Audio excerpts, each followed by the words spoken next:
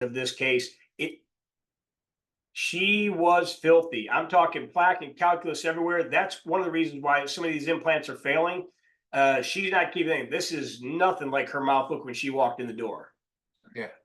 But she had a lot of problems, but that's what we do is we solve problems. So we were gonna help her out and get her some lower teeth because she hasn't had any since she started treatment. This is what started off with.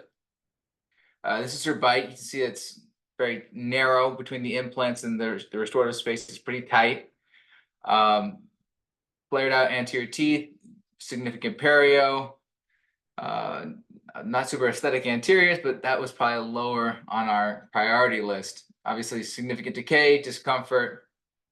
She needs some help, and that's what we're here for. Here's her initial pana. You can see this implant's not doing so great. These implants aren't doing so great either, but they're integrated at least. And not in pain. And the lower left when she's in pain on. which is huge. And the ones on the top are doing great, which is good. We like that. So these are the problems we identified, basically. The lower anterior teeth were mobile. They were wiggling, and there was infection going around tooth number 25, and it was painful with pus separating out. The implant number 17 has completely failed. You can see it back here. We can't do much with this guy. Broken tooth number 21, this guy had broken off. We could do a root canal post-core crown, but we decided implant would be a better option here. Failing implants in the lower right. If you look on the side, all these implants have threads exposed. Why are the threads exposed? Largely due to hygiene, I believe. This lingual tissue actually was keratinized, so there was keratinized tissue here to start, but we still had exposed threads over time, which is unfortunate. Obviously, this tooth is decayed, causing pain and issues.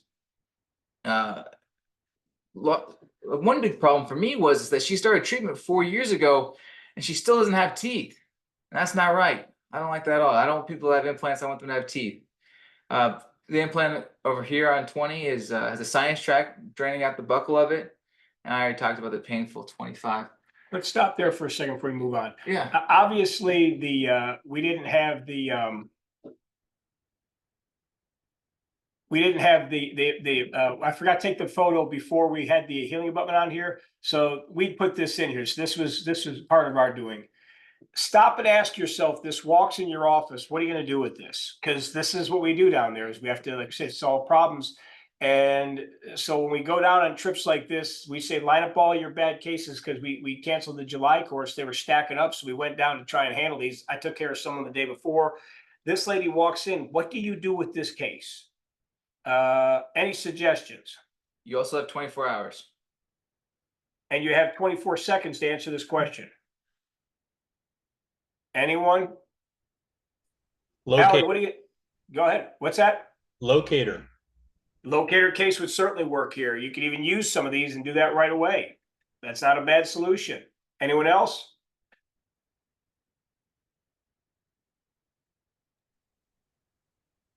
Allie, what would you do in this? You're an instructor, for God's sakes. What would you do? Yeah, I would do a locator too. Okie dokie. Let's go back here for a second and show you where we're starting at here. So we got all this and reminding that these are not looking so good. This one may survive, may not. This one definitely not. These long-term, no. And this one had the fistulous tract on it. This one did not. This one didn't have any problems. So you got one good implant here, a questionable one here, although it looks better there. Definitely a dead implant. These are dying implants, not expected to live. This one may or may not live. It's looking good so far, but and the top part, other than aesthetics and crown and bridge, we're really focusing on the mandible today. So locator is really not a bad option, except it was too boring for Isaac and us. So we jumped into this. Isaac? So our treatment plan was this. I had made a treatment plan and Dr. Worley said it was too extreme. So he backed me out a little bit. He believed it. You wanted to euthanize the patient, for God's sake. So I told him you can't do that, not even in Mexico. I said that they don't struggle as much when they're like when they're older, yeah. But expired. But so we were going to extract the lower anterior teeth. They're in pain. They're moving around. We don't like them. We are going to extract number 17 implant. It's causing pain. It's moving around. We don't like it. Extract number 21. I didn't think root canal post core crown was the right choice for this tooth. We're going to extract decade number 32, and then we're going to bridge from implant number 19 to the canine number 27. That's why we have this abutment on here. This is called an angled easy post. Easy posts are designed for analog workflows. They are a final abutment. They're considered a stock abutment, so they have that 3 to 4 degrees Morse taper to them. So they do cold wall and they're a solid abutment. But how you use them is you screw it into to either the model or the gums. Angle has to be in the gums because clearly you can't retrieve a cement retained crown on an angled abutment in the situation. But you screw it in and then you grind it to it's like a crown prep, right? Now the problem with these specifically. Let me go back here for a second to show you the x-ray again and talk about why we're doing this. All right, maybe I didn't say this. Did we say that she's 86 years old? Oh yeah, she's doing great. I mean, and she was a trooper, 5 hours in the chair and she never blinked, man. She was fantastic, but she's still 86. So we both felt like we really wanted her to leave with teeth. Mhm. So the lower anterior, and this just, again, one of my favorite bridges is a 22 by 27 bridge because there's almost no forces on the incisors. In this particular case, it's even got the added benefit that these things are absolutely hideous. I mean, nobody wants teeth that look like this. She certainly doesn't. So my first thought was, hey, if we could do a bridge here, what can we do back here if we could do some sort of bridge work utilizing what we have and then adding in some more? So that was the thought process. We scanned her the first day when she came in and we saw this, and Isaac hadn't even arrived yet. I had Ragnar do the scanning. He came in and scanned it, and I told him what I wanted to do and get some ideas on temporaries, and he started the exocad process, and then these two stayed up all night. Go ahead with what you were doing now. We didn't stay up all night. We got to bed at a good time. I went to bed as soon as I got there. Because doing this in exocad is not that hard. It really isn't. It's pretty easy. So patient, big problem for me. All right, we take that. Okay, implant supported tent bridge from this implant to here. Like I said, the angled any post or easy post abutment, right? You screw it in, you grind it just like you would a crown prep, and you make sure you have draw with your other abutment teeth, right?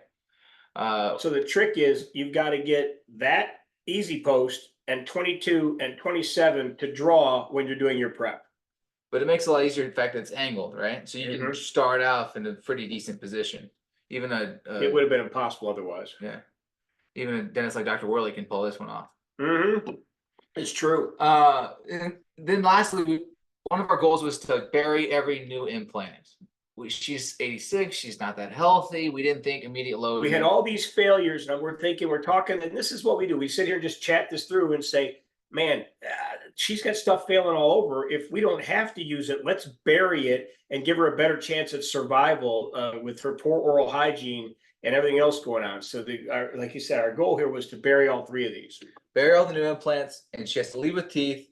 And those are the main ones. They like to get rid of the infection, get rid of as much of the infection as we can, at least. So back to the easy post, like I was talking about, they are really tall. So you screw them in, they're really big. Obviously, it's messing up her bite. And then you grind the heck out of it until they can bite like a normal situation. You have like regular clearance, just like a regular crown prep. You torque these out to, I think, 35. Yeah. So here's after the crown preps, right? So this abutment, this canine, we prepped them all, and then we scanned it at this position. Why did we scan it here? Because I chose my bite on a wax up earlier this day. So I want to be able to align this new lower jaw to my previous wax up, right?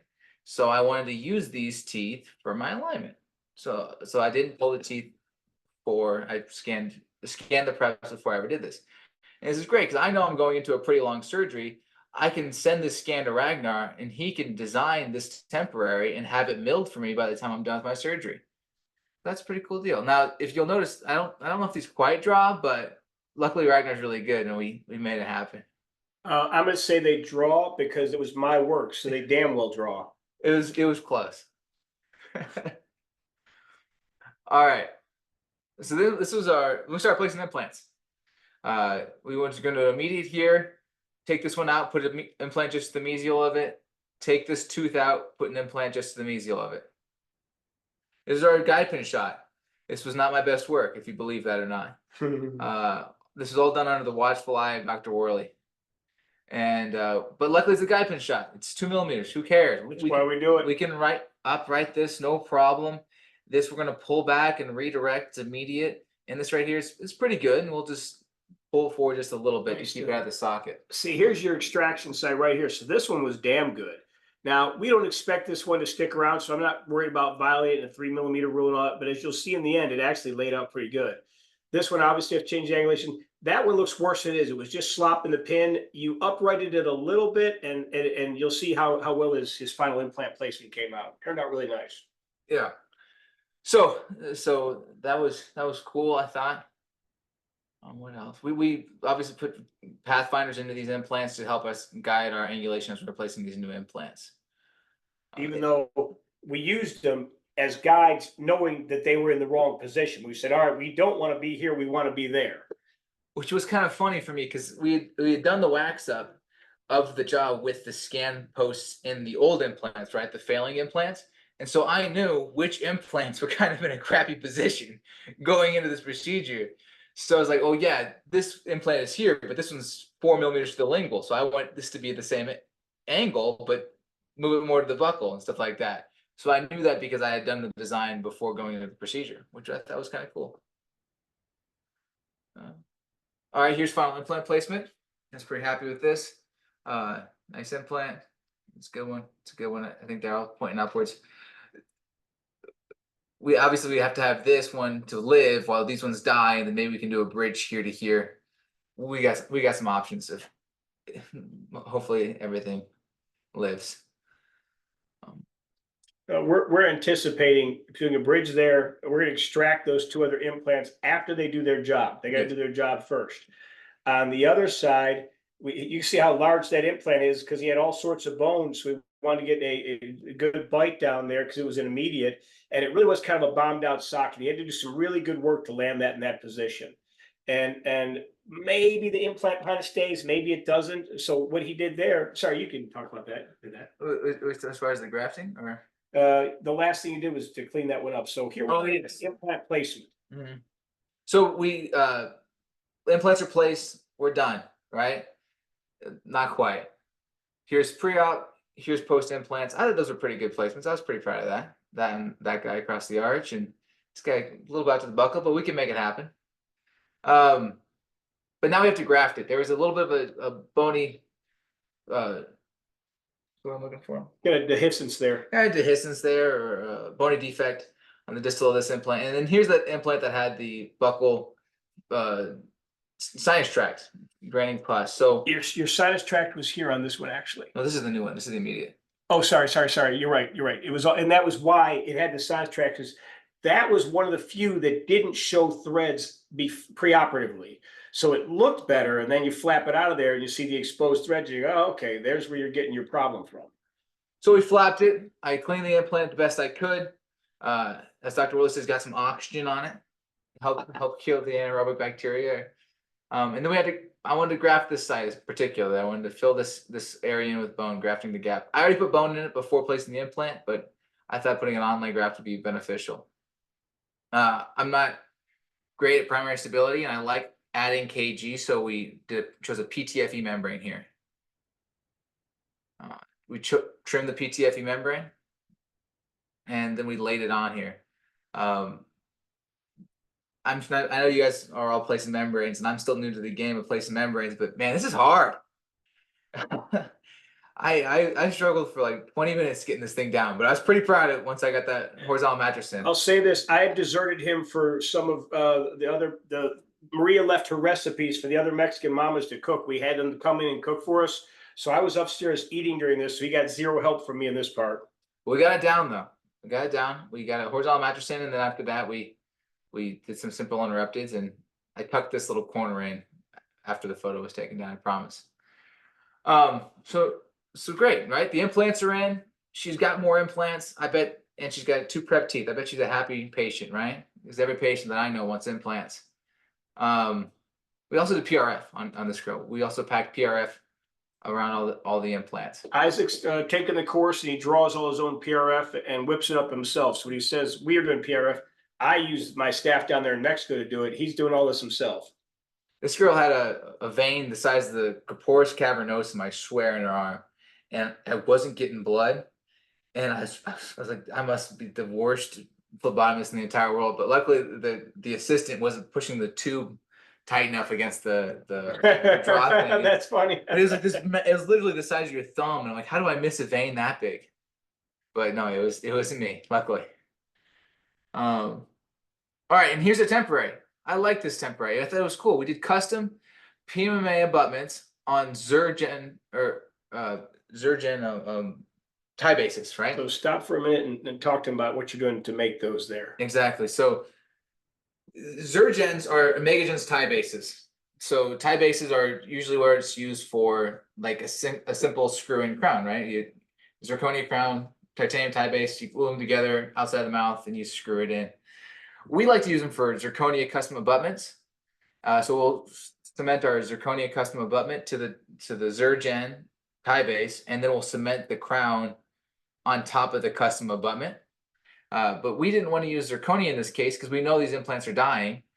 And so instead what we did was we made it out of PMMA.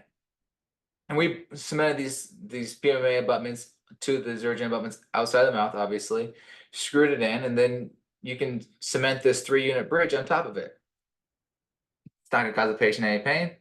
She's gonna have that side to chew on, and she leaves happy. Even though her implants aren't doing great, they work. And so we're gonna take advantage of it during this time. Also, we have this large bridge that goes from that easy post abutment to the canine to the canine again. And this just dropped like a breeze. There was no problem whatsoever. That's because it draws. It's because we increased the cement spacer. That too. Appreciate the help. It was really close. I'm just teasing. But we actually did no adjustments on the contacts. Had a nice snap contact. I couldn't believe it, honestly. And not very minimal occlusal adjustments. I'm getting used to not adjusting occlusion these days. It's kind of nice. Now I'm the first to admit that this is maybe not the most aesthetic outcome, but I think it's mostly because of the top arch, not my beautiful bottom arch. Well, and she's 5 hours in the chair. I mean, these guys custom stain these things all the time and customize them. This was not the time for that. Yeah. Ragnar's down there. All he has to do to make another case like this and customize, if the patient says, hey, I want some yellow, I want this, that, say, ma'am, take this for now. It's your healing one, and you're coming back for your real temporary tomorrow. She didn't care in the least. She's 86 and she's utilitarian. But if she had, that's what you do. But so we cemented that down. We cemented this down, cleaned out this excess cement, and she was done. She was happy. So you're leaving with all infection gone, all failing teeth and implant, the ones that are actively failing that we can't get some more life out of gone. And most importantly, because blah, blah, blah, blah, that's good dental speak for us. The patient doesn't give a damn about that. The patient cares that they can leave and chew. And for some of these back areas, this is the first time she's chewing, really chewing for decades. I mean, she had this god-awful flipper thing that was in there that there's no way she was functioning on that. Mm-hmm. So I like this case because I show up and then less than 24 hours after I show up to Mexico, she walks out with something this nice. I thought I was excited to be able to do something like this for a patient. And then we just intraoral scans, a little bit of exocad planning, 3 pretty simple implants, a simple bone graft in the buccal, and instead of edentulating her and going to like a denture and making her heal for 3 months, she's got fixed teeth, and that wins in my book. And Isaac's got a background in lab work because he did that in dental school. Most of you know his story, but he didn't do implants in school. No. So I mean, he's doing immediates. He's doing all this stuff just after taking the course a couple of times and going down there and playing around and working here with me. The PRF he did on his own. They went across town and they took the class and he does it all himself. We've got a nice centrifuge here in Mexico, a new one that's horizontal, so it's the latest, greatest, blah, blah, blah, but hell, it works with damn near anything. I mean, this is a really cool case showing what you can do just with a little bit of hard work. But this is just the first case. So let's move on to the, Tom, let's stop here and ask, are there any questions? can we pull up the view? Yes, there are questions. Question. We don't hear about it. Hold Yeah, on one second. Let me get out of this. How do we get that? Okay, there we go. I want to see who's talking to me here. Make this big. All right. Doc Worley, Matt Harrington. Hey, Matt. Hey, Isaac, great. Wow, impressive. Can I ask one question that comes to mind? I'm relatively new to Megagen, so kind of used to being able to use more of a tie-base type solution in multi-unit. Tell me, what's the secret sauce? You know, we've got this cold weld. We've got, you know, you're obviously pretty good at implant placement, I can see, but you can't be perfectly parallel. So is that the decision to use the abutment rather than, you know, to kind of do everything on that lower right and just tie base, tie base, tie base? Absolutely. Yeah. There's no way you're going to do 3 hexed engaging tie bases that were pre-cemented and then drawing into the implant. That's just not possible. You're going to have to, anytime you have a bridge with Megagen, screw-mentable is kind of the way to go. So you have the abutments screwed in and then you can cement inside the mouth. Now, the best way to do it is to have one engaging abutment and then one non-engaging abutment. That kind of gives you a chance of you cement inside the mouth, then you unscrew and you can wiggle it out, and then you can clean the bridge and then screw it back down. That's kind of that would be ideal in my book. And what you said in here was screw-mentable. If don't miss that, all your crowns, as much as humanly possible, should have a hole through the center of them so it vents the cement, so that's not keeps it from driving it down there and makes it much more retrievable. I had a perio course down there. These guys about died when they saw that we were doing, like, oh my God, everyone should be doing that all the time. I mean, if it has to be because it's coming out the facial of number 8, okay, I get that. But I don't cement a crown without a access hole almost ever. Yeah, that's even true. If we had a facially positioned implant, I mean, Willie wouldn't have placed it, but maybe somebody else did. Someone else did. And we got a cemented crown on top of it. We're gonna put a lingual hole, even though it's not gonna help you retrieve the implant. It's just gonna vent your cement. I'm sorry. Describe that a little bit more detail, the lingual hole you just talked about, because it looks like the 21 that you placed might be a little buckle. Is Yeah. that sort of a good one to kind of make that flesh out the details with? Yeah, well, it's, I guess, just picture in your mind's eye. You got an Here's implant. what they see. Yeah. 20. They were talking about this implant up here. Cause this guy, this bad Jackson right here, right? If let's say, I think about number 7s and 10s, but you got an implant. Yeah, you'll see that in one of the other cases later on because it had been placed earlier. It's way facial, but go ahead. The concept's the same. You got the angulation of your implant, the screw channel is coming straight out the facial. You want to avoid that, right? So the best way to avoid it is, especially in the anterior, maxillary anterior, is going to be a custom zirconia abutment to minimize tissue graying, right? If you do titanium, you're going to have some graying tissue. If you do zirconia, it's going to be less gray. And then cementing the crown onto the abutment in the mouth, right? Well, because of the nature of covering up the screw channel with the crown, you're not going to be able to retrieve this thing.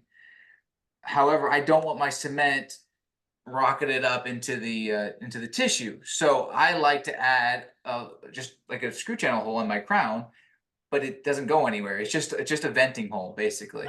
Okay. And that's all it does is you push it on, cement comes out the back, and you're happier, right? Just to fuck And with we the try to next design test. our abutments to be all the. Well, 99% of the time, our access is going to actually access the screw. But if someone else places it wrong, what Well, can you do? that's their But if you fault for get one of going- those, That's their fault for that's- leaving me, right? Going to somebody. that's right. Yeah. That's right. If They you get one of those from us, Matt, you'll know what it was. Thank you. Did we? Doesn't matter. We should have talked about. I have a question when I get a Go chance. for it. Your chances now. Okay, so what are the contraindications for a lower locator denture versus upper natural teeth? Is there any concern about that?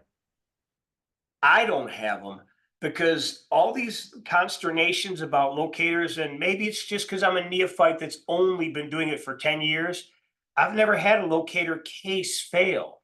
I've had an implant fail under a locator and had to replace it. But even then, when they start failing, you can see they're failing. You get to place the new one. You're still held up by 3 other ones because I'm always doing 4. I've never had that. So I hear about these things just like I hear you should never have it in second molars or something weird like that.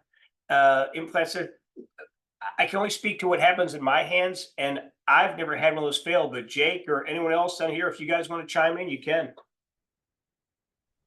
Yeah, I would say one contraindication for me in that scenario is if there's a severe curve of SPE on the natural teeth. And that's the only time I would avoid that. Explain that to me. My only contraindication is having really sharp upper teeth. I've ran into that before. Yeah, I think you need to have a relatively flat occlusal plane, and locators will work a lot better when chewing against natural teeth. I mean, I buy that. Yeah. Isaac, I do have a question. Did you consider going to multi-units on this case? Multiple units are for quitters. No. I didn't consider going to multi units because I wanted to cement onto my canines, right? Yeah. And so I don't like multi units. I could have maybe screwed in a temporary multi unit post and the cement for the canine half. I could on the other 3. I could have done multi units and then the screw retained. You're absolutely right. Why did I not do that? You don't have a lot of occlusal space either. Yeah, no occlusal space. That was number 1. The shortest abutments we can get are Zergens 4015s. They're going to be 0.6 millimeters above the implant and the 4.5 millimeter post on top. So your shortest MUA is 1.5. So 0.6 is shorter. And we also played with this. We tried it on, knowing with the easy post, we didn't know what the angulation was going to be ahead of time. So we sat there and played it. And when we put it in that position, to me, it looked pretty close to where the preps were going to be. And I got an 86-year-old lady, so I'm not worried about big pulp chambers on these canines. I knew I could prep the bejesus out of them, and away we go. Also, Zergens are cheaper than MUAs. There you go. Yeah. I respect the fact that he respects my money. So those are the main reasons. But I've Are you guys milling Tygen? I consider like milling direct to implant, but that would have been a stupid idea. So he asked you a question about. Are Sorry, go ahead. Are you milling Tygen? No, we can in Pueblo. We haven't milled Tygen yet. We don't have Tygen abilities in Texas. We got 2 mills in Puebla, a 300 and a 400. The 300 is what we also have here, and the 300s will not. The 400 will. It's a weird deal. They say it can do it, but just barely. So don't do it too often, or it's going to break your spindle. So we have the capability to do it once in a while. You just pay more money, you get a bigger spindle, and you get a bigger mill. But I'll tell you this for those of you, because I mean I spoke with Jake about this yesterday. Is what's the total dollar and where do you start? And all this? Leslie's already got mills, so she knows some of this. You're going to work your way into all this stuff.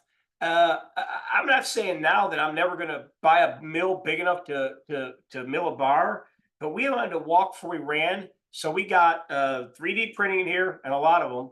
And we got 3 mills in 2 places. So I think that's a fair amount. And we're kind of getting used to those. And then we'll see. Yeah, it's I like zirconia custom abutments. They work well. You can cement them on tie bases, and they're nice to the tissue, and you can use them in the aesthetic zone. They're the best thing for the aesthetic zone. And we were using titanium with Danny before. We were using him. And then have you read Zero Bone Loss Concepts? Okay, so they want the titanium touching the soft tissue. I said, well, hell, then why don't we make the zirconia?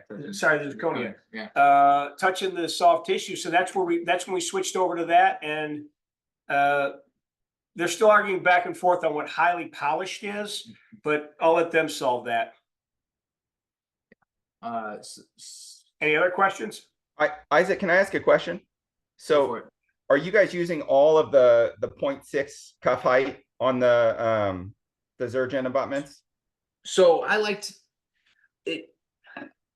I'm trying to instill a cultural shift right now, right? Because I want everybody to look at the bite wing of the implant before designing the crown, right? Because in my mind, if it's a deep place implant, I would rather do a taller titanium cuff, right? Because I want to get my tie base to come out of the bone and then go from zirconia on. Is kind of what I'd want. I've seen a couple cases where we did the 0.6, maybe in situations we shouldn't have. But no, we generally, I try to keep it at the 1.5 to 2.5 millimeter collars. Yeah. Those are my go-tos. So you're following kind of Danny's recipe then? Is that Danny's recipe? Yeah, he likes, I mean, he's following 0 bone loss, but he likes titanium in the bone level Yeah. and everything above that to be zirconia. Yeah, that Yeah. makes sense to me. Yeah.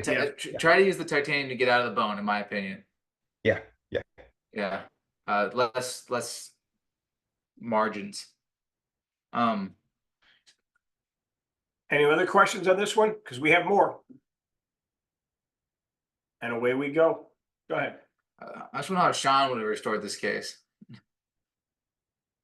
No, I'm just teasing them. Okay. Don't be scared, Sean. Don't let him mess with you just because you're a student. You can be a graduate doctor in just no time at all. He's only a year ahead of you, for God's sakes. This isn't some old man here. Oh, he's light years ahead of me. That's not true. That's not true at all. All right. So that was a good case. I like that case. I felt good. That was really cool. That was a lot of fun. And she just loved it, man. And none of this is possible without the in-house lab, man. We just didn't used to think this way. I'm trying to wrap my hand around this so I can give this to you people and make you understand this. It changes your whole thinking. There's literally nothing now that comes in the door that I can go, how do we MacGyver this? And he sits there and goes, blah, blah, blah, blah, blah, just like this. Well, this tie base or this. And he figures something out every single time. Sometimes we've done ridiculous temporary measures just because we didn't have a part. So we had to order the part and get it here. But like, well, for 3 days, what's the chance they're going to break a PMMA screwed direct to the implant? I'm like, well, if it does, we got to dig the PMMA piece out. And all goes, we just tell them to bite soft on it. And we'll attach a wing to an adjacent tooth or do this or do that. There's so much cool MacGyvering that's going on here. It expands your whole mindset. It's fun. This was a fun case. Can I ask a related question? Sorry to Yes, sir. interrupt. Sure. And Jake, you probably can weigh in on this if you'd like to.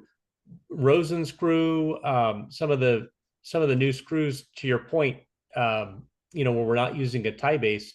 I've not worked with that, but you all probably have. Is that ever a possible consideration with MegaGen multi-unit or not because of that? So the answer is yes, it is. Can I weigh in on that that? answer? Yeah, Yes, you can. That's not Jake take over. If you get on YouTube and look for Danny on Row Dental, he has a whole lecture series on the 4 main types of alternative screws and their pros and cons based on the height of the screw head, what works better in an FP1 versus an FP3. They're about 10 minutes for each screw type. And it's the best information I've found on the subject. And it's on the Row Dental YouTube channel under Danny. Danny's given the lecture. We primarily recommend any screw in particular. What's that? Does Danny end up recommending any particular screw? Oddly enough, he goes over all of them and their strengths and weaknesses. We primarily use the desk screws just because they're cheap. And then it kind of simplifies it to where we just have one. But I don't think desk is probably the very best of them, but I think it's good enough, at least with our experience so far. We're Vortexers with Danny's. But they are expensive. I just passed that cost along to the patient. Here's another $35, ma'am. Oh yeah, this is what I like. So without the in-house lab and the knowledge of how to design ourselves, because you're doing this kind of late and designers aren't always that predictable. This patient only receives implants and not teeth. I don't think she really wanted any more implants. I think she wanted teeth at the end of this. Jake, you were telling me about a perio course you went to, a perio-pros or perio-ortho course. We'll leave the guy's name out of it. That's not necessary. But you said that they didn't understand the restorative aspect of it, so they were leaving these restorations in there that were trapping food and all that. I mean, it's just another tool in the bag. If you do all this great work, and we've saved a couple cases like this, but these cases come in that people are referring to us now, and it wasn't bad work necessarily, right up until they made the restoration. And some of that is because they didn't place the implants in the right place, and some of it is just because they don't understand the restorative process. So, man, it's all part of the game, and the more you learn this, the better your whole your failure rate goes down because your restorative expertise went up. It's the best way to put it to you. Dr. I Worley, do can think that Oh, the go ahead. wave of, sorry, Jake. go ahead, Isaac. With this, Go ahead. the wave that they keep talking about of failed on X cases is largely going to be due to restorations, not implants. And Or a combination thereof where they're just placing it improperly. With what we're talking about, getting the right training like you folks have, and getting the right training on the restorative. I mean, you got a guy like Danny and a guy like Corey, you know, guiding us through this, because and Isaac too now, because he's come so damn far. You know, we all just pool our knowledge. We make sure and do it right. Jake? Dr. Worley, would you weigh in on this? Because my personal experience in 10 years of doing this is, at first I thought that the oral surgeons and the periodontists were the implant specialists. Then what I realized is, after several years, I had not only placed a lot of implants, but I had restored a lot of implants. And I dealt with a lot of prosthetic complications. And at some point, I felt like I had more ability to do better implant work than the specialist in my area, because I had the restorative side of it as well. But where I'm at now is we've added in the lab side and the design side.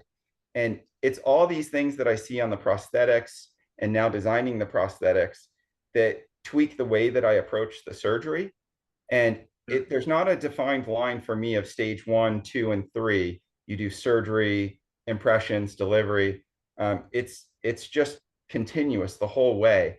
And I feel like it's an advantage that general dentists don't often talk about when they talk about implants, but we get to follow up on this stuff. And when you add the lab in, you just have a whole nother level of understanding. At least that's been my take. I'm curious if you've experienced the same. I was going to say, I'll let Jared talk about this, but I don't want him to get in trouble because he's working with some folks who do not understand, and they're all specialists. But I'll put it to you this way. All right. So somebody walks out the exact same day, a WIC graduate, first damn course they ever took, beginner, and Ali's a great example. Jared, Avi, a lot of the guys that just really ran with it, and they took a lot of CE afterwards. And you got a periodontist just graduated from his school, and an oral surgeon just graduated there. All three of them graduate, and the other two arguably are smarter than my WIC graduate right at first. But over time, they're not going to watch their results, and they're not going to deal with their problems, and they're not going to learn and grow. So I'll say that maybe they start out ahead of us in the beginning, but over time, as you're doing your own restorations, especially when you get into all this milling and thinking all this thing through it, there's no question, because of the constant feedback, because you know how it is when you screw a case up. It doesn't matter if it's root canal or crown. Every one of us takes that deeply personally. It really pisses me off when patient says, "You don't care, dude. This is going to eat me up for a month if something doesn't go perfect." I mean, I have a path out to my car and back, right? I walk outside, and then as a Christian, I dog cuss myself when I make a mistake in a case. And they know when I'm on the path not to try and talk to me, because all this stuff matters, and you're learning from this stuff all the time. So you're exactly right. Over time, could the restorative, could the other doctors do that same thing, the specialists? Yeah, if they wanted to hang out with their general dentist and really learn from them. But let's be honest, they don't, particularly the oral surgeons who tend to cowboy up and be the smartest guys in the room. My face goes through a windshield. They're the guys that I want. I'm placing an implant. They are not the guys I want. I'm going to go see Jake or Ali or somebody like that who's getting constant feedback. And I'm going to have the young man sitting to my right here make the restoration because he knows what he's doing. Let's go ahead and carry on to the next one. Absolutely. I do have another PowerPoint too if we have time at the end, which is good. This is another case that came in. This is also in Mexico. She's just missing some teeth over here, and she wanted these to be replaced. The initial treatment plan was actually to remove these 2 teeth, but that's why we screen patients more thoroughly. We don't let patients lose good teeth. We know the teeth are better Then, We were told that by the doctors in Mexico. When we went down there, we both independently looked at the patient, then met outside the room and said, what the hell? There was no good reason to take these teeth out. These teeth had a lot of life left to them. So we're left with this one space and we're thinking, okay, what are we gonna do now? yeah, it's pretty narrow. 14 millimeter CJ, tight space, 2 implants, but a little bit too wide for a single implant. And the bone was pretty kind of thin and very soft. So we decided to do some sinus lifts. So if you're catching that, your choice is a really wide crown with a really large occlusal tapetum with a bad root system because it's it's not in great bone. I thought that given the measurements, we cut down a little bit on either side to get up to about 13, 14 millimeters restorative space. And that's pretty much 2 small premolars. And I thought that was a better way to go. So away he went. And you see that I took a pretty big hunk out of mesial tooth. I pretty much lined it up with the root trunk, just to try to give myself as much space as possible. I did perforate the sinus, but I always get PRF every time I place every implant gets 2 tubes of blood worth of PRF. And if I'm placing 3 implants, I usually only get 4 tubes of blood. So then we just do 4 if I'm doing 3 implants. But usually 2 tubes of blood per implant. And we flatten it out. So I just threw some PRF up there, right? After that, we packed bone, a few osteotomies worth of bone up there, and then we ended up placing these 2 implants. We ended up getting like 76 ISQ or something like that, like mid to high 70s on both of them. To me, this is one of the best uses of PRF. You go in there and he did perfectly, 2 perfect membranes when he started. Then he went up there with the mushroom and the cobra, and he got a small perforation in the one. Poked right through it. And he's like, oh, I perforated. I said, yeah, but you got PRF. It's not that big. So he put the PRF there to act as it goes up, it'll wedge in that hole and it catches the bone and put up there. Now you can't lift that one as aggressively the other one, but you could probably get a couple millimeters out of that. And he did a real good job with that. So, well, I thought, good ISQ. You can see the placement's darn good there. Yeah, I think that turned out well too. That's about the only place you can put them. Yeah, there wasn't a lot of extra space. This is, if you believe me, this is exactly 3 millimeters. Oh, let me stop here for a second. Back up. This is kind of funny. Look at the abrasion on the facial. That's why the Mexican dentist thought this wasn't restorable, because she's one of our newer ones that are fairly fresh out of dental school down there. I said, that's just a crown, man. And they had some bone loss and this and that, but that was the part that was throwing them as far as unrestorable. So you don't think, oh, there's bad perio and this and that. That was the main thing. It had perio, but it was mainly that. Yeah, I didn't feel comfortable taking that tooth out. No, we didn't. PRF, I also ponchoed some PRF on top. I wanted to get as much PRF on top of the bone as possible. I always like doing that. I sutured afterwards, and I didn't get primary closure, which is, my book is a good thing. I like having 2 strips of keratinized gingiva and separated by a nice thick thing of PRF. That's good to me. In fact, if this would have been even a little bit more over to the buccal, I'd have been happier. Because we talked about that. He could have done a releasing incision and brought that over. Look at that attached gingiva. Then that attached gingiva would have slid over, and then you had to do an apically repositioned flap. I agree with him that I like this. And Danny in particular is just leaving it really open and just putting some PRF in there and getting incredible growth in some of these cases of 6, 7, 8 millimeters of attached gingiva between theirs. It's nuts, so man. Yeah, the way I'll suture it down. If I see just PRF, I'm gonna leave it. I'm not gonna worry about it as long as this thing's not flapping in the breeze. And Danny might even let it flap in the breeze. I don't really know. He would. He's just pretty one light extreme. suture. Yeah, he's pretty extreme.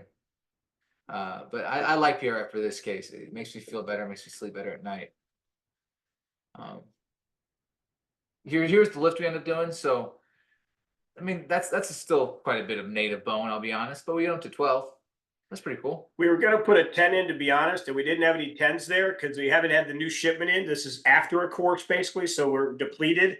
So we had to go with the 4 by 11.5. That's why it's up at 12 and a quarter there. But we got it lifted up to there. Yeah, that was really good. That was a nice lift. And then over here, we still had quite a bit of native bone as well, but we ended up getting a little bit bigger. So we went with an 8.5 over there, 4.5 by 8.5, because we wanted to get the bigger threads on that one. The other one was a 4 because we knew we had plenty of bone to hold that in place. And it worked out nicely both. You'll see that indistinct shadow over the shorter implant. That's the PRF holding that in position. But the big thing is you'll notice no loose pieces up above it. And if you scroll back and through the sinus, this isn't just screenshot dentistry. It served its purpose the whole way through. It's good work. Happy about. And then here's our pre-op panel. I mean, not extremely narrow ridge, but or thin bone, but it was thinner, and we placed some pretty big implants in there.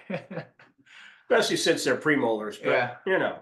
But it worked out pretty well. Good ISQ. Hope it should live, and she'll have teeth, and we save these guys, which is Well, important. and you start thinking these ways for your cases, especially down there in Mexico. Now you've got 6 implants in there already. If the other rest and some perio throughout the mouth, you know, maybe 7 years from now, this becomes a locator case or all an X or something like that, where we repurpose these implants when everything else starts to fail. That's exactly right. Here's a cool Hold case. Any questions on that case? That was pretty straightforward. All right. It's just nice look. This was a nice guy. He was our lab guy's friend. His name is Ibrahim, and he's a nice dude, but he's got a flipper that he hates. He can't wear it. It's too big. Shows too much gums. The gums are ugly. He's got a can of Smile. He can't eat with it. And he's just not happy. He had multiple abscesses. Oh yeah. A lot of it, all of his teeth are bad. Like all of his remaining teeth are not in good situations. So we got to help this guy out. And Dr. Worley looked at me and said, "Can we do all the cool stuff that we see on the internet?" And I said, "Yes, we can." So my goal was to. He started twerking for some reason at that point. I said, "No, not that kind of cool stuff. The dental stuff." Yeah. So my idea was FP1, obviously. And it's gonna a guy like this. We started off facial scanning and all 9 yards, but I was gonna do an FP1, a bone supported scallop guide, which is important because he's a dentulous in the anterior. And where do I want my papilla? Right where there's no scalloping bone. So we're going to have to make our own scallop bone, right?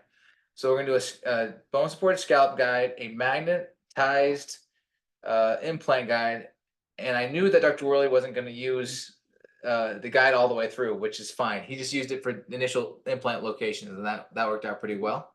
And then we were going to obviously do an FP1 delivery the next day, as we always do with these full arch implant cases. So Go ahead. Pardon the dyslexia on the PF1. So here's what we're working with. He's got not good teeth, and And he doesn't have good oral hygiene to boot. he's got bad oral hygiene, bad teeth, and no money. He's my favorite kind of patient. And so he's got enough for the top arch, and we're gonna help him with the top arch, but we don't really like doing a full arch, especially an FP1 where the material kind of gets thin, against just a few chewing teeth. You're gonna break the thing. And so we have to find a way to get some posterior teeth on a budget. And that's what Dr. Worley's particularly good at. So that's what we did. This was post-op after the implants were placed. Time out. So what we did was go back here. The perio around these teeth is pretty bad. And he wants to do both arches, but he can't afford it right now. And he says, "Hey man, he couldn't afford." I mean, we did this case ridiculously cheap because it's my lab guy's friend and all this. I mean, this was not a profit maker. But and then we get to the bottom and he goes, and both eyes are like, "Man, we really need some posterior. Man, one tooth, that doesn't matter to me too much, but I can't have this big gap over it. Let's just prep the damn things. And we'll just go ahead, and I know we got perio around both of them. This thing's not going to last, but 9-12 months. But that's all we need, because that's when he said he was going to restore the bottom. So no good deed goes unpunished.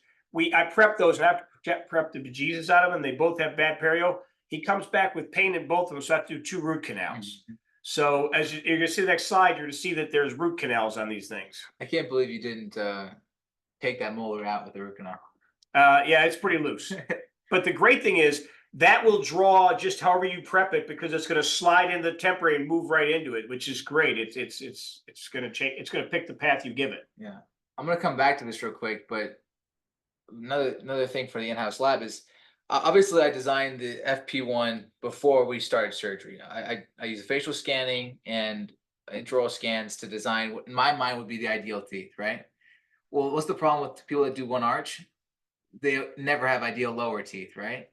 So I've got to, luckily in this situation where we're adding bridges in the back, we can deliver temporary bridges on these failing teeth that we know we're going to extract. But I don't have to compromise my FP1 because of his teeth. I can make his lower bridges whatever I want and then just print them or mill out in PMMA and then deliver those the same day I deliver my FP1, which actually worked really well. I was really happy with that. And this is something that Isaac and I talk about and that I just preach. Don't get hung up on what the prices are that you're giving away this, giving away that. You just did a bridge and you did 2 root canals. That's 4-unit bridges. That's $12,000 a dentistry. You didn't charge that much for the entire case up top. Dude, it took me like a couple hours or something like that. The preps took an hour, the endos took an hour. I mean, it's just your time. If you see a cool case, you want to do a cool case, you just got to win for the patient no matter what. And you're in for a penny, you're in for a pound. And that's just part of it. So we placed implants. But before we placed implants, we did our records, facial scanning. If you guys don't use this for full mouth cases, I recommend it. It's just a quick and dirty way of getting a recommended VDO. VDO these days with material strengths is pretty much determined by facial aesthetics. You just got to make sure that their mouth they don't have a bunch of wrinkles. They're not going to get actinic colitis and stuff like that. So you figure out where they aesthetically should be, and then you can kind of work backwards from there. It especially helps when you're taking out teeth and removing bone. The distance from the eye to the corner of the mouth is the same as from the nose to the chin. So that's how you're getting your vertical with this. Is also, I don't know whose hand this is. It looks like my wrist, but this is backwards. It should be the other way. These go to your eye and mouth, and then this goes to your nose, and this goes to your chin. It's embarrassing. All right, so here's what we did. Our guide wrapped around to the lingual, so Dr. Worley incised the nasopalatine. I heard Ashraf saying it. I heard him say that you don't need the nasopalatine, bro. Just put a 15 in there and slice that thing right out of the way, because he warned me that the guide had to sit on there all the way over. Yeah, I made it out of plastic. And I'm tired of fighting that damn thing. I've fought that thing for so long. I'm just cutting it now. And he had no symptoms. Yeah, he was fine. I tell you this, it made the surgery a hell of a lot easier. Yeah. But you'll see the bone obviously isn't scalloped. So I need to make sure we scallop it so we get these beautiful papillae at the end. So here's us seating the guide. It's bone supported, so you just index it onto the bone. Which is why you need to make such a big flap. Megan just got a nice little screw kit. We don't use pins anymore because the pins slip and slide too much, so now we use a screw kit. This which is nice, but when you're using the screws, you want your whatever base guide you're screwing onto it, you don't want it to come out. Because like there's these swappable guides where you have one for bone reduction, you take it out, you put a new one in for implants and stuff like that. I like these magnets. So the implant guide goes on top of it, it magnetizes in there, and then you have your channels to put your implants in. And then these shapes on the outside, you see these are your scalp positions. So you have the scalp right here down, you have the scalp this area, you have the scalp this area. And that's kind of cool. All right. This is Dr. Worley scalping the bone. He used this, what's this tool called? It's the Universal Shaper. The Universal Shaper. It's nice and round, and you can get in there and you can make everything nice and ovate, which is good. This is really cool. Isaac's sitting there assisting me on this. So I have to stop and ask my lab guy, who's also an implantologist and my associate in my practice. He goes, no, give me a little bit more. And I'm sitting there, I just give him a little bit more. We're just kind of visualizing, going back and forth. That was fun, man. You never do it enough. Always do a little bit more scalping than you think. Go deeper than you think. I don't think the guides do a great job of really demonstrating how deep you need to go. I got an idea on how to fix it, but I went by the guide, and every single one he said, give me a little more, give me a little more, give me a little more. And as you're going to see, the case turns out great using that. Yeah. So the 2mm drill, place it. Dr. Worley loves his Versa, so he's going to go in there with Versa. But that's the great thing about this magnetized guide, right? Is that you can go as much guide as you want, and then go over to freehand as much as you want. You can do whatever you want here. And also the guide holds the flaps back, which I'm sure is convenient. This is after implant placement, right? Now we've got an angled implant back here, which I think guides help with angled implants particularly. You can see this nice scallops here. Can't see it so much well here, but there's scallops there, I promise. We skipped this test in the slides, but then after we did the scalloping, we get ready to close up. The last thing we did fusion bone putty. which you've already talked about before. It's basically a medical grade plaster of Paris and gentamicin mixed together. And then it goes in there very nicely to fill up around all the crevices we need. And it doesn't need a membrane over it, which is great. Which is nice, yeah. Then we took records. We ended up doing Instarisa records for this, so it's intraoral scans with these scan posts, and then they have a specific type of healing abutment that you put on. These are nice because they're nice and fat, so that when you do your next day delivery, you don't have to anesthetize the patient for your delivery, right? Someone asked a question about this earlier. Are you still using Instarisa? We use all sorts of parts and pieces of Instarisa. And as more stuff comes in that gets creative, we sit down and talk about it. And especially on the restorative side, he goes, hey, I want to try this. I want to try that. Man, the world's just evolving awful fast, but their ideas still work and their parts are fantastic. I don't know that I'm using 100% Instarisa, but probably in this case in particular, 80-90%. I was, yeah, we use their parts and pieces. Yeah, I like to think that I can go in about any office, look in your drawers, and say, this is how you're going to do a full edge case with what's in your drawers. Because once you understand what you need at each step, and then how exocad works, everything else just makes sense. Would we need Instarisa? If we didn't have Instarisa, could I do something else? Absolutely. I don't think you need one or the other. But one thing I did like, and one thing you should notice, is that we left these back molars in. And I really like leaving these back molars in. One, because it protects my plastic teeth, my healing teeth. Now we keep his posterior occlusion, because we didn't end up opening this guy's bite at all, actually. We kept his occlusion, so keeping those back molars was sweet. And it also acted as a fiducial, right? Because usually you put a fiducial marker up here, but in this case we didn't have to put a fiducial marker on the palate because we just had these back teeth to use, right? Worked out pretty well. This is the next day delivery. Blanched tissue. I wasn't worried about it. I like blanched tissue. I think it'll form into my prosthesis. If I could do this again, I would have opened up these contact areas even more. I like those really triangular scallop gingiva. It proves that you can do it. You also notice this lower bridge down here, like I talked about. He had a different temporary bridge on before delivery day, but we designed a new temporary bridge for him. At the same time, we finished up our design for the FP1, so that I didn't have to drop my teeth down here and make it unaesthetic to match the lower teeth. I just made my lower teeth match my upper teeth. The first one matched his existing teeth, and we had to do that to match that, so he's not hitting heavy over there. Mm-hmm. And then when he makes the new one, he just changes the there's your occlusal plane question there, Jake. You just solve it yourself. Yeah, so it worked out pretty well. This color is not the most aesthetic color in my mind, but it looks good on it. It really does.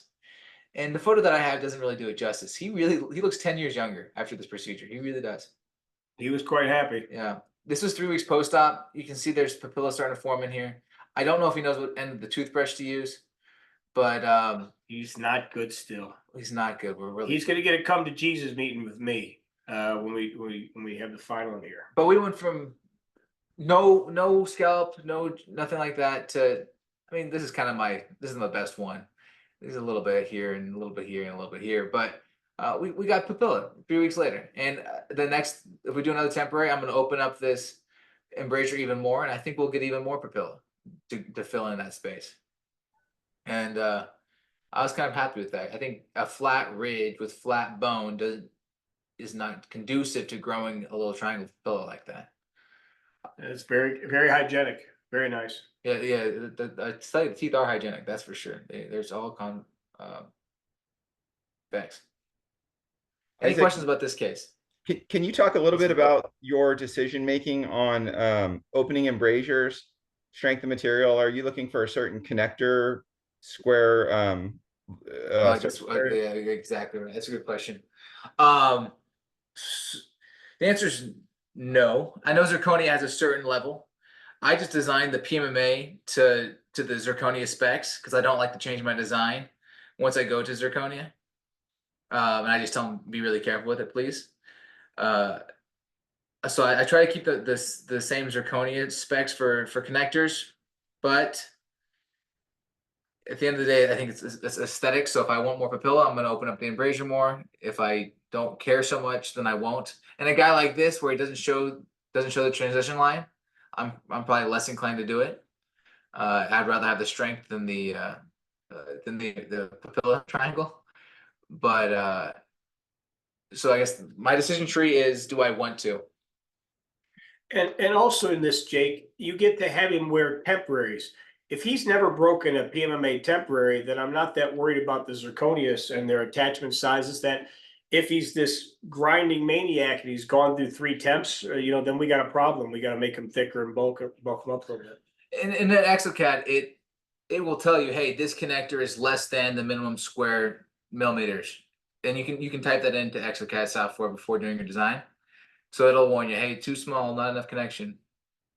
And you can choose to ignore it or not. Nice case, guys.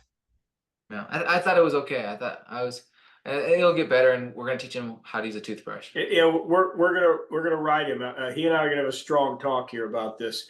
When I do seriously with pace like this, and I tell him you're wasting my time, you're wasting your money, and I really let him have it. And I've turned around a bunch of cases because I got nothing to lose. He's not listening right now. He doesn't understand. And maybe he is Egyptian, so maybe there's a communication gap. I'll have, explain it to Mina and have Mina explain it to him. My lab guy speaks Egyptian, and maybe we'll get through them. But I don't just let this stuff lie. I just saw these pictures. We're just finishing this case up at this level. So we're not done talking to this fella. I'll tell you this though, he couldn't be happier. He wanted to take the entire office to a Mediterranean lunch. He wants to say, oh, everyone's coming. We are all going to lunch. He was very happy with his team. He's awesome. Any more questions about this case?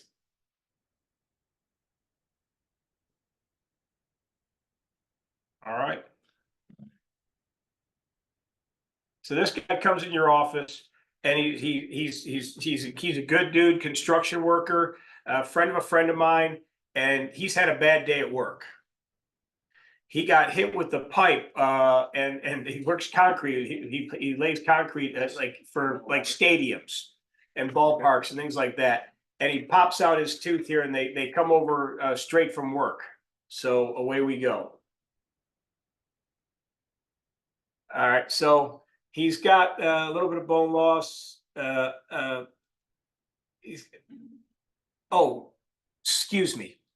This fella went to an oral surgeon first, who put a graft in there, and then he grafted it with collagen and resorbable sutures. And I said, dude, that's not going to last. I said, what the guy did was he bought me a couple days until he got in my office to do it right. And so here we are making this up along the way. Jake, do you have any experience with specialists extracting, grafting, waiting, placing, waiting, restoring? Yeah, I have a lot of it. Okay. No, my personal experience is your case will never turn out as good if you graft and wait as if you make a custom healing abutment. You'll never have the same feel, no matter how much surgery you do. You can't cut your way out of that hole. That's why I told him to get in the office immediately when they told me what had happened. And fortunately, the papilla hadn't collapsed yet because it had only been, I think it was 2 or 3 days. I forget what it was. Oh, hold on. All right, so here's the first temporary that we made. We're trying to train the tissue, and got a little bit of a ledge there placed in there, but you see it formed the tissue pretty nicely. That's after it'd been there a while. He breaks this temporary. Isaac's flying down for one of the courses. The day that he breaks it, he calls later in the day because he didn't think we'd have time to see him. So Isaac has to knock out a temporary like in an hour or something ridiculous. It was like 30 minutes like that. 30 minutes. Yeah. Your typical thing is you're running to catch a plane from Mexico. But this is really cool. All right, so this is where the tissue grows down for the second temporary. So he's kind of overgrown the tissue a little bit. Too much is a nice problem. So we took an impression. I said, Isaac, let's follow Gluckman's subcritical and critical zone and all this, and map this thing out perfectly. And this is the same day, the same tissue. This is with this first temporary, and this is with another one. I mean, look how nice that looks. And that's already training the tissue. And when he comes back in, we might place one more, or I might even do just a little bit of a gingivectomy on when I deliver the final one, and we might just do it with the final. But that's pretty nice tissue from the mess that we had. Now, he's a thick biotype. I always tell my students, watch for this when somebody says, oh, this case is great. but it still turned out very nice. He does have a thing. Yeah, that's no gingivectomy. I couldn't believe that. We went from that temporary to that temporary, just screwing it in and just pressure. That's led to that. 15 minutes right there. I was pretty happy with that. Is that PMMA? It's PMMA on a Zergen tie base. And it's cemented outside the mouth. Obviously, you always cement tie bases outside the mouth. We actually used it. I'm cheap as they come, so I actually used a temporary cement to cement this PMMA. And if we want to, and we'll leave it to Dr. Worley, when this guy shows up, I'll be able to cut this PMMA off or get it off of there without putting it to the oven to fire it, and then just sandblast the cement off and then cement the final crown onto it that same day. I'm okay with that. They're $80. Zergens are $80 a piece, so you'd save $80 if you're interested in doing it. So that turned out nice, and he's on his way to his final restoration. You should be happy. One thing that when we first started the in-house lab journey, we stayed away from doing any anterior aesthetic work because we just didn't know if we were good enough to compete with laboratories on their appearance. And then once we found a good zirconia dealer that was selling really nice looking stuff, we realized that our design ability is just as good as any other laboratories. And I mean, What are the zirconias, multi-layer zirconias that you're really happy with? I think so. The company that we're buying from right now is Bloomden. What I would say is, wherever you go and buy your zirconia, just make sure you get the 3D Pro version of it. I have a theory that it's all the same stuff, just different company names on there. But get the 3D Pro. It's worth the extra few dollars to buy because it looks so much better. And this is worth stating. We didn't prepare this thinking that what happened here was we were going to have Rab on talking about steroids. He's going to do the next one, the next study club, but we had to change the dates, and he has an elder at his church, so he couldn't do it. So the old thing they're saying on the circuit is that don't show your best cases, show your last 10 cases. So this just literally was getting seated yesterday morning. So I was like, well, this is the next one of the cases we got going. So this isn't atypical for our office. This is the kind of work that we're coming out with. And I'll also say another thing that makes your life easy on this is when you get to do all of the crowns, your life gets a lot easier because you're not matching one ugly crown or two ugly crowns.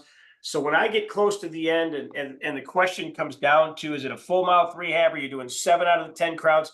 I throw the other 3 in for a 3-for-1 special or something like that. I let's make a deal all the time with the patient, because man, it's really nice being able to control all the anatomy, all the shading and all that. And these guys have done a fantastic work doing this. And it's again, Isaac's had training this and he's led the way, but the guy helping him in this only had removable experience. Mina didn't have any exocad experience at all before the November, I think, of last year. So it's at 9 months, 10 months in here now. Yeah, I'll tell you this. I didn't touch this case once. Mina did 100% So of this is a guy 10 months into the restorative game with using exocad and all this.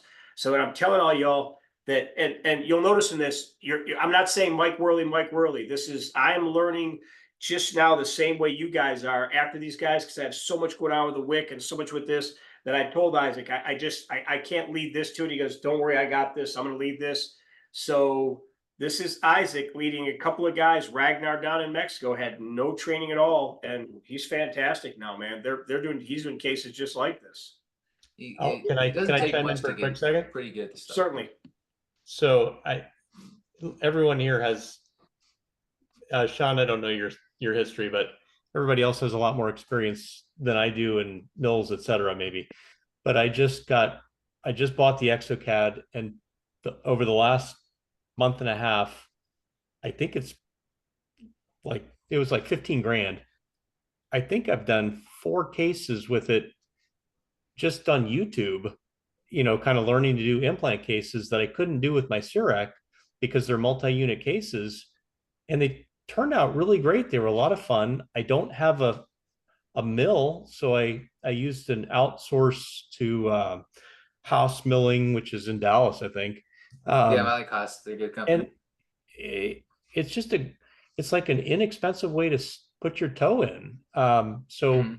if anybody doesn't, any of your students, are understandably reticent to get started because, it's like 70, 80,000, 10, 100,000 to get into a mill. I didn't want to put that all in because I'd already done it with Serac, but um, it's really been pretty great. So I would tell your students, if they want to learn the Exocad, but they don't want to invest in the mill yet, the Haas and here in California, Alien Milling, pretty reasonable. Yeah. Let me speak to that, because Jake asked me this the other day. We had a nice chat the other day, and he doesn't have a mill yet, and he said, well, how much is it going to be to go all in? So I got thinking about all this. With Exocad, with a mill like the 300, which everything you're seeing here is coming from the 300. We aren't outsourcing any of this, which is from Imagine. It's the 5X 300. That's correct. And we paid more for our 3D printing. Now with the stuff that's coming out through Shining with 3D printing from them and a facial scan, your total bill on all of this isn't going to be 100 grand. So Serac just doesn't make sense anymore to pay that much for a mill that's that limited. It just doesn't. It's going to kill that company because it just so. And yet people are going into that because they're still saying, well, I can't do that other stuff. Yes, you can, man. Yes, you can. Yes, you can. Yes, you can. You just got to jump in there and start doing it. And the whole reason we built this course in October is to take people that aren't ready for it and get them ready for it. And what we did was, I didn't lay out all the money at first. I bought the 3D printers at first, and we started doing some cases and learning this before Isaac even joined the practice, for God's sakes. And we're trying to muck along with that. But it made us start planning cases and start working on cases. So you had to start learning the basics of it.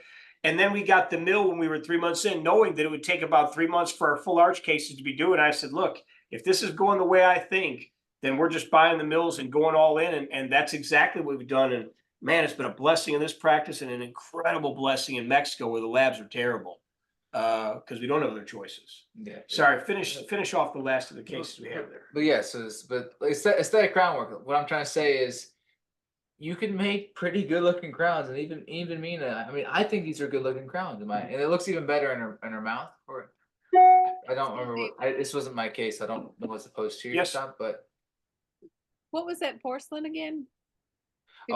we buy it from Bloomden. It's 3D Pro. I think you can get it from different companies, but whatever company you're going with, go with the 3D Pro version of it. Yeah. Leslie, if you send me an email, if you didn't get that, I'll make sure Isaac gets it if you don't have his, and I'll copy him back to the two you're connected so you guys can talk directly. Okay, great. Thank you. I'm still very much looking for buyers. I'm buying mine through Mike Tran, and I bet there's better sellers out there. So if anybody has any information there, Serac Direct, or no, not Serac Direct, doesn't matter. There's a good website you can buy some pretty good stuff from too. I can show that to you. Here's a benefit I thought was implant crowns, right? Implant crowns are expensive. What does everybody pay for implant crowns? $500, right? Or maybe a little less. 400 for the abutment and the crown total thing. Like a custom abutment. Anyone? Kick out your prices. What are you paying at the lab? Abutment and a crown. If I went with a local lab, it'd be at least $700.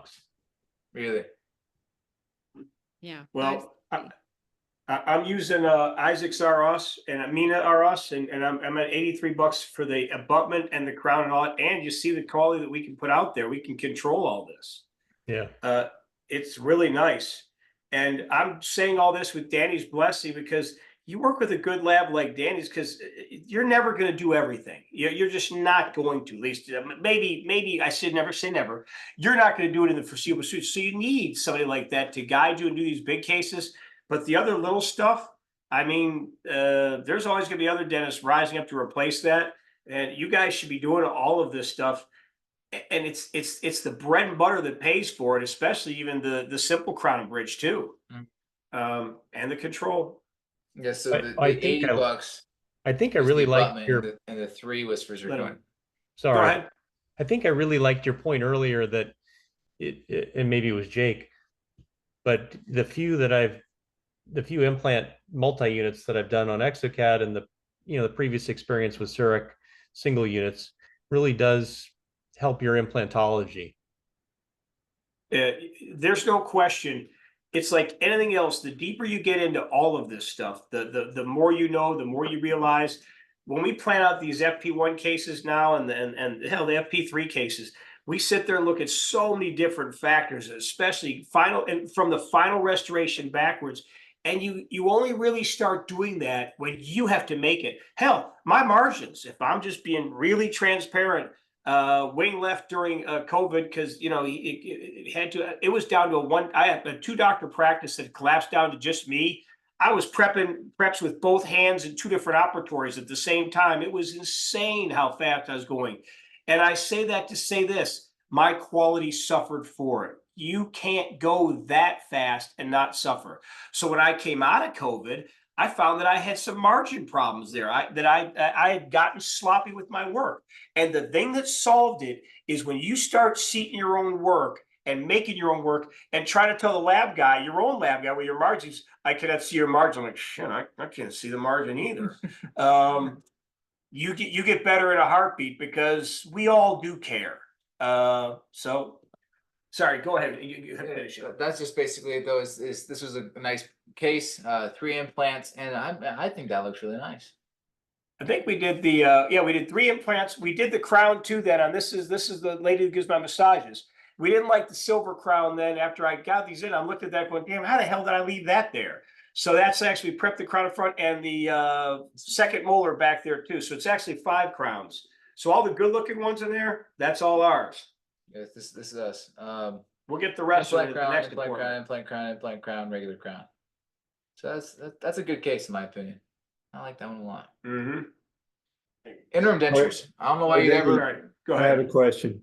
Are they separate crowns or are they diluted together? Yes, yes. In this case, yes, because I had plenty of strength and I didn't need the strength for it. And why do 3 instead of 2 and do a bridge? I always over-engineer because my failures that break my heart in implantology have to be single standing or ones where I can only use 2. When I over-engineer a case, if one of these fails, I still got 2 more holding it up and it works. Oddly enough, when I do that, they don't fail that often. I don't know if Carl Misch would agree with that or not, but I'm telling you what I do and why I do it. And especially now with us making all the old restorative, I don't care about my abutment costs are and this and that. I mean, I'm $83 in for the whole shamil. I'm okay with that. Sean, did you have a question? Yeah, I was gonna ask why you didn't do a bridge there too, but you answered my question. Thank you. Yeah, enough strength and bridges annoy me. They're hard to clean. Tell you this, she loves it. She hadn't had teeth back there forever, and she's just happier than I'll get out. It's wonderful.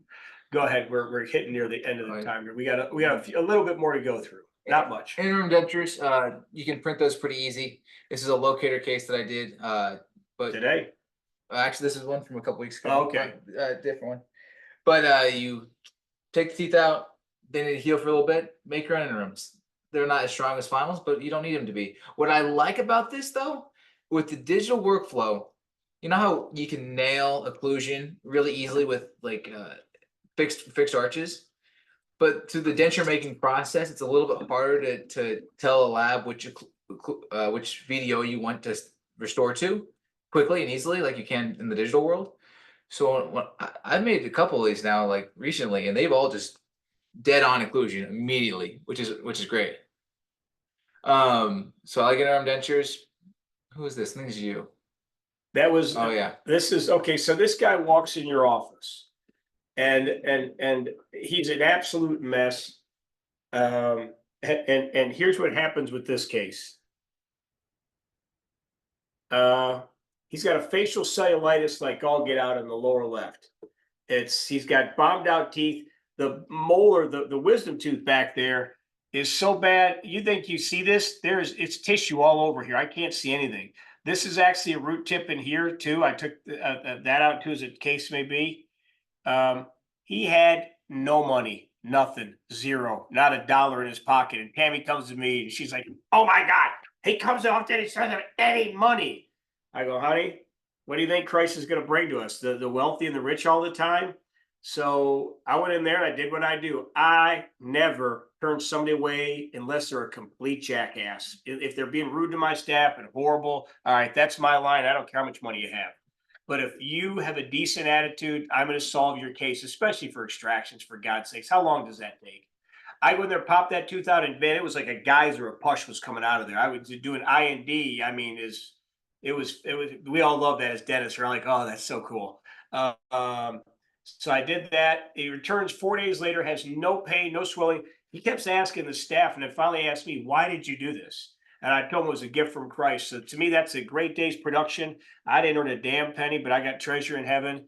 And that's not why you do it. You do it the same reason that you knuckleheads are all sitting here on a Tuesday night when you could be with your families, spending 2 hours going over these cases with me, and you're going to go down to Mexico, or you have, and you're going to go do the restorative course, and you're going to, oh my God, I'm going to spend $100,000 and risk all this. I don't know if it's going to work, because you want to be great, because you want to be better, because you want to give your patients the best. How can you not do that? This guy is just so happy on it. So, and he's got a bunch of other work to do. So I've set him up at John Peter Smith Hospital to get some extractions done. This was a good day at the office, man. All right, this is one that you've seen before from us, but I wanted to go through this because Isaac just made the final on this. So I'm going to go through it real quick because we've already shown this to you guys a bunch of times. Isaac, you can go through the steps of this. Yeah, so the situation, as you always do, you start pre-op records, you make sure you know how much bone reduction to do based off facial aesthetics. The day of surgery, all you need is an impression of the tissue with healing abutments, and then you need to scan your intraoral implant placement position. This one does have a fiducial because we took out all the teeth. This is one of our first Insta-Recent cases, start to finish. Yeah. These are the breadcrumb trails that you need for a full arch restoration. You need a pre-op, you need an initial fiducial marker scan, you need a implant position scan, and you need a tissue impression. And honestly, I just delivered a case a couple days ago that he didn't give me this tissue impression, and it's still fine. You can make it work. You just really need this one. This is the temporaries that we made for. We're happy with that. We screwed in. It's screwed in nice. Inclusion was nice. Minimal adjustments. This is her. She went from no teeth and barely functioning. Yeah, not that attractive to very attractive. I thought these looked really nice, and she was happy. Then finals came in. This is monolithic zirconia with a gingival glaze. This was 100% Mina. I didn't touch this thing a single time. And he probably glazed this thing twice. He was really being anal about it, which I appreciated. And then it ended up matching the gums pretty well. I was pretty happy with that.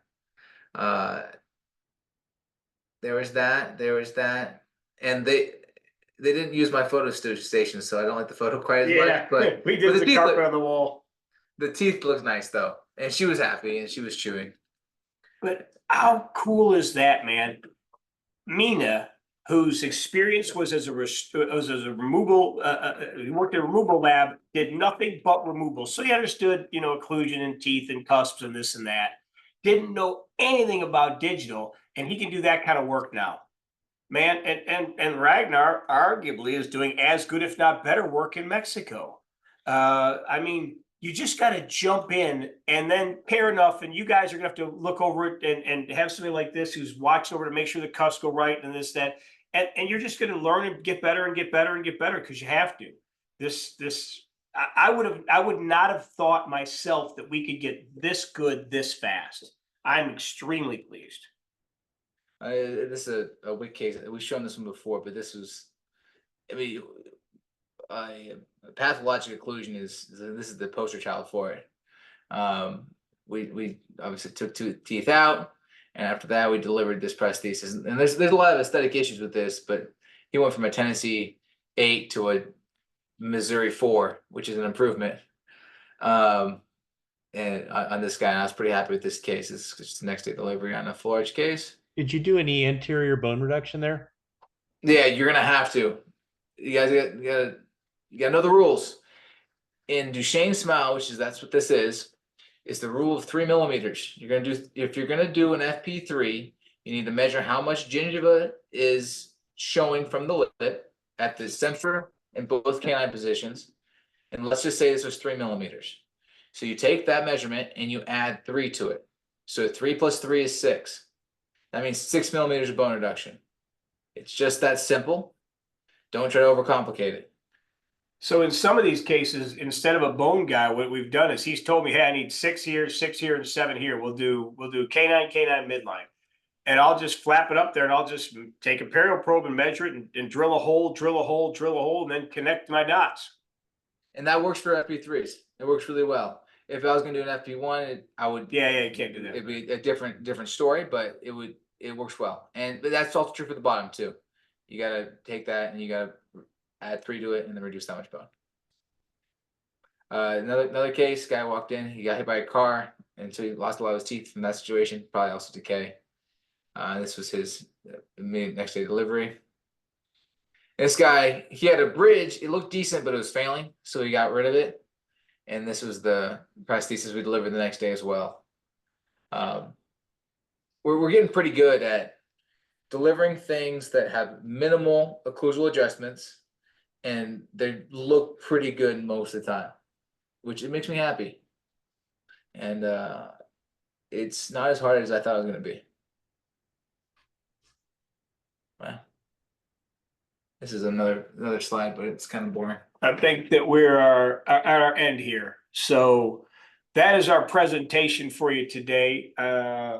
This is just another day at the office, and hell, in Mexico, Ragnar, because if you understand all the LNX course, has learned so much about on full arch cases. He's the full arch daddy down there, and he knew nothing about any of this. He was a graduate of a Mexico dental school, which is kind of half college, kind of half the 2 years, first 2 years of dental school, should be dental school. So he didn't have any training in this stuff at all, but he's young enough and smart enough to understand technology, and Isaac's worked with him, and I flew him around to some of these courses, and he's done a bunch on his own on YouTube and this and that. He just keeps learning and growing, and his stuff is truly beautiful. And when we first started doing it down in Mexico, the staff down there didn't really believe in it and wasn't on board. Now they freaking love his work because he's amazing. And you got your lab guy right there. So all that staining crap you have to mess with and all that, I don't mess with that anymore. Get Mina down here, get Ragnar down here, get him in, get him out. I'm done. And we actually have separate rooms in the lab in Mexico. So they do their own work over there. It's really cool. Life is good. I had one question just to define FP1 versus FP2 versus FP3. I don't know how much it matters, but FP3 has gums on it. FP2 is just long teeth or maybe just a little bit of gums. So a good example of an FP2 would be this case. In my mind, this is kind of an FP2 where there's just a little bit of gums going on. Or if the teeth were really long, I'd call it FP2. And then this would be kind of a case of an FP1 where it's just only teeth. And they're about the same size as a regular tooth is. Why does one matter versus the other?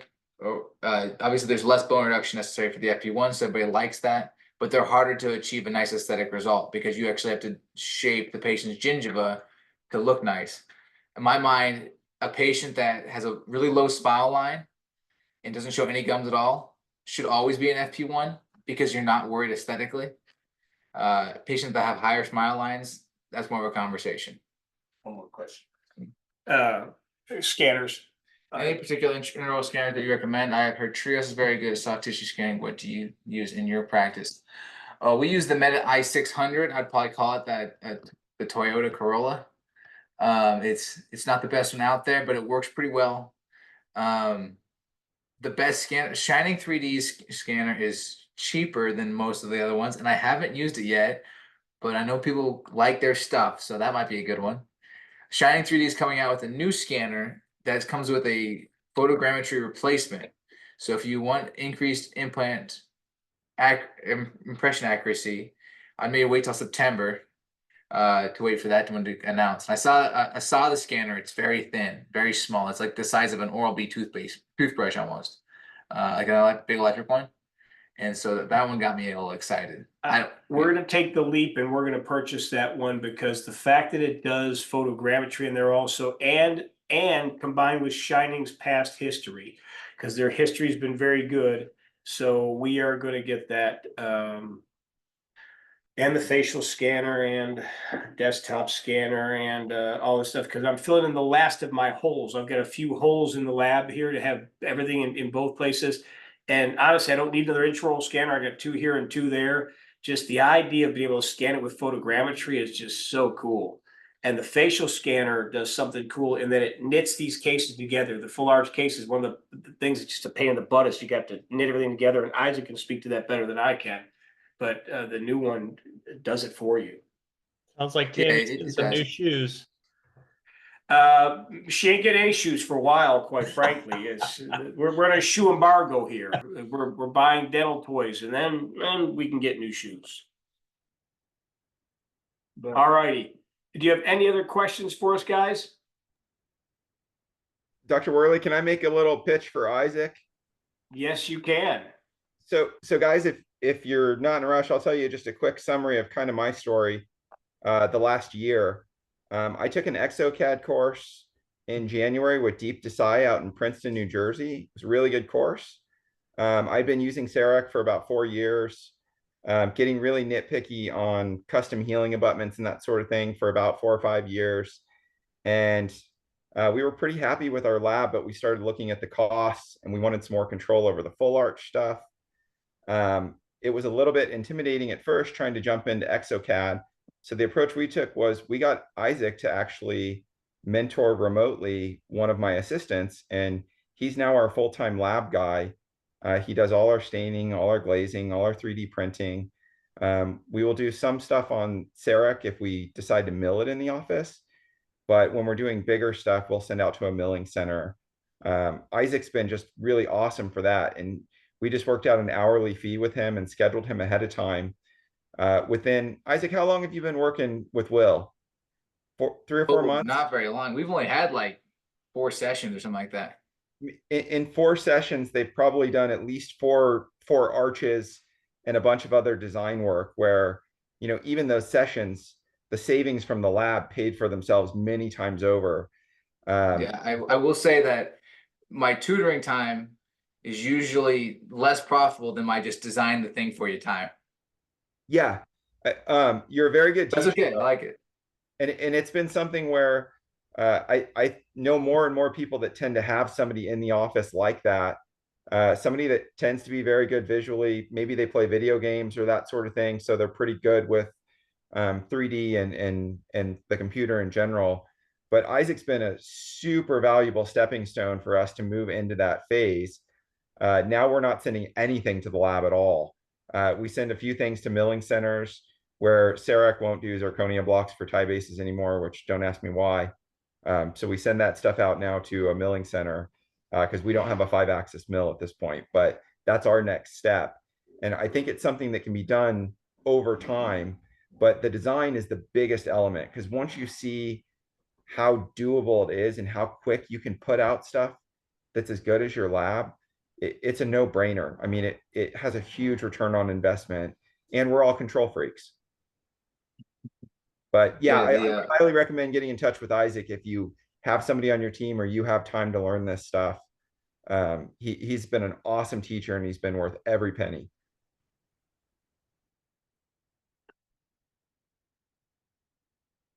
All right. Anyone else? Guys, it's been a lot of fun, and we'll keep going. I'm going to send out a thing to the whole group about the October course because I feel so passionately about it, as you can see, for all these reasons and for what Jake's saying too. I mean, if you're thinking about going into it, come on down and we'll turbocharge you and get you going. All right. Thank you, guys.